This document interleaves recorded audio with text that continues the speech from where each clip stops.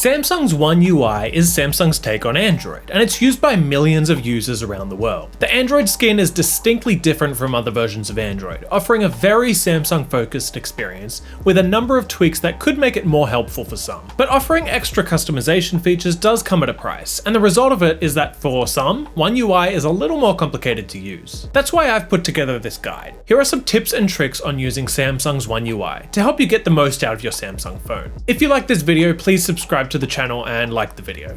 It really helps support my work and I would appreciate that support.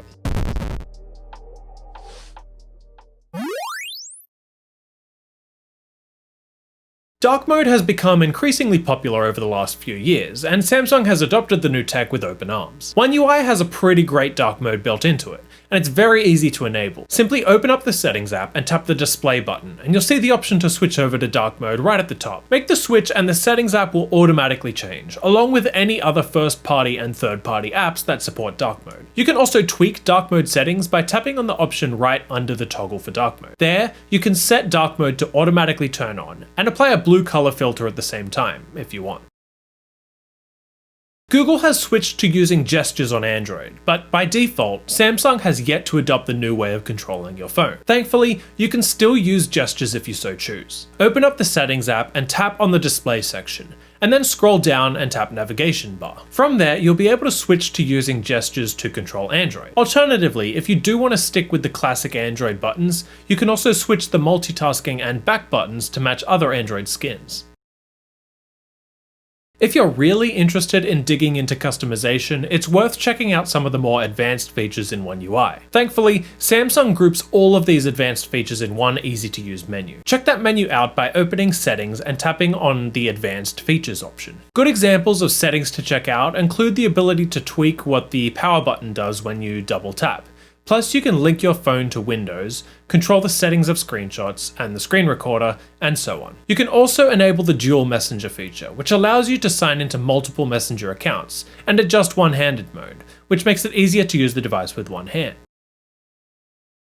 Lockdown mode heightens security by disabling biometric security and voice recognition, meaning that someone else can't force you to unlock your phone. To enable the lockdown option, head to Settings, Lock Screen, Secure Lock Settings, then type in your PIN code and turn on the Show Lockdown option. This will allow you to turn lockdown on by pressing the power button and tapping on the feature. Once lockdown is enabled, you'll have to enter your PIN code to disable it. Keep in mind that the feature will be automatically disabled when you enter your PIN code, so you'll have to re-enable it again if you want to do that. The lock screen allows you to quickly access settings and information without having to open up your phone. Thankfully, you can edit aspects of the lock screen to maximize the space. To edit the lock screen, simply open the settings app, then tap the lock screen option. From there, you can do things like change how you unlock your phone, change the clock style, and enable face widgets. Face widgets can be used for things like music playback, showing the next alarm, seeing the weather, and more. These things can be enabled or disabled individually too. You can also show your contact information right on the lock screen, which is handy in case you lose your phone. Adding and editing widgets is very easy to do on any Android phone. To add a widget to the home screen, simply hold down the home screen, then tap on the widgets option. Then, scroll through the widgets to find one that interests you. Tap on it, and hold down on the widget you want to add. You'll then be able to edit the size of the widget by simply holding and stretching the widget. To remove a widget, hold down on the widget and tap Remove from Home.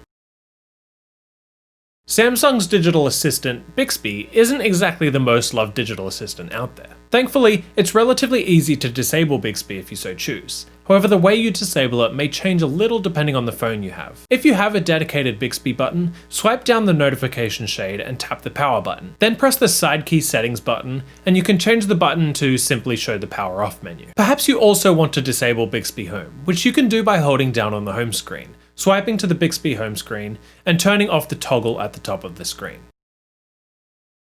You can tweak other aspects of the software too. For example, if you hold down on the home screen, you'll see options for changing the wallpaper, changing themes, and so on. Tapping on the themes option will allow you to download customized themes from Samsung's store. You can choose between themes as a whole, or download wallpapers or even icon sets.